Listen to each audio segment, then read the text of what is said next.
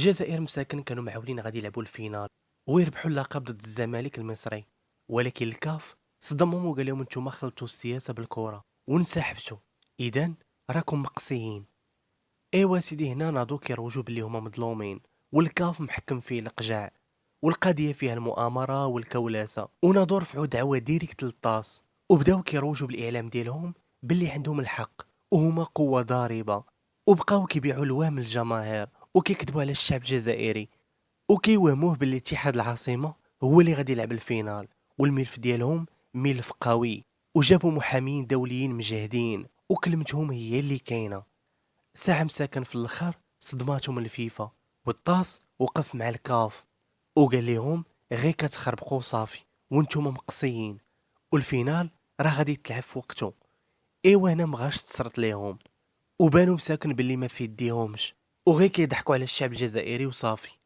وباش يخبيو على هاد الشوهه هادي ناضو سيدي وقال لك حتى حنا غادي نحيدو كاع من هاد افريقيا ودفعوا طلب باش يلعبوا في اسيا ويشاركوا في المنافسات الاسيويه، على اساس غير اجي وشارك في اسيا، وباللي راه اسيا سهله وما فيهاش قطر والسعوديه واليابان واللي كيشاركوا ديما في كاس العالم.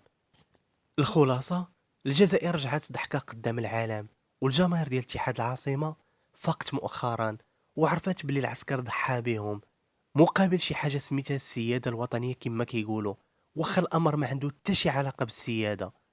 ياك الخريطه ديال المغرب بعيده عليهم وما قاستهم في والو.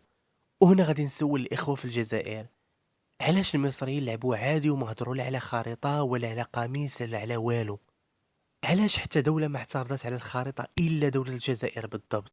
الخلاصه، الاتحاد الاسيوي ماشي مكلخ حتى لهاد الدرجه هادي باش يقبل يدخل دوله كلها مشاكل وصداع، دولة اللي العسكر هو اللي حاكم في كل شيء، دولة اللي كيضحكوا على الشعب ديالهم وكيبيعوا ليه الوهم، دولة اللي كتقول للشعب ديالها باللي هي الأولى في إفريقيا وقوة ضاربة وعندها الأعداء وكتعرض ديما للمؤامرة، دولة اللي الهم ديالها الأول هو المغرب ومخلية شعبها للأسف عايش في الفقر والجوع. الجزائر اليوم للأسف ولات كتعيش واحد العزلة خايبة، وإفريقيا والعالم كله عارفين حقيقتهم وباللي الهم ديالهم يجبدوا غير الصداع والمشاكل. المهم، عاشت المملكة المغربية شعبا وملكا ولا عزاء للحاقدين. أنا غادي نتوقف هنا باش ما نطولش عليكم.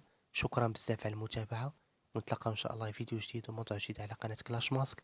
في أمان الله، والسلام عليكم ورحمة الله تعالى وبركاته.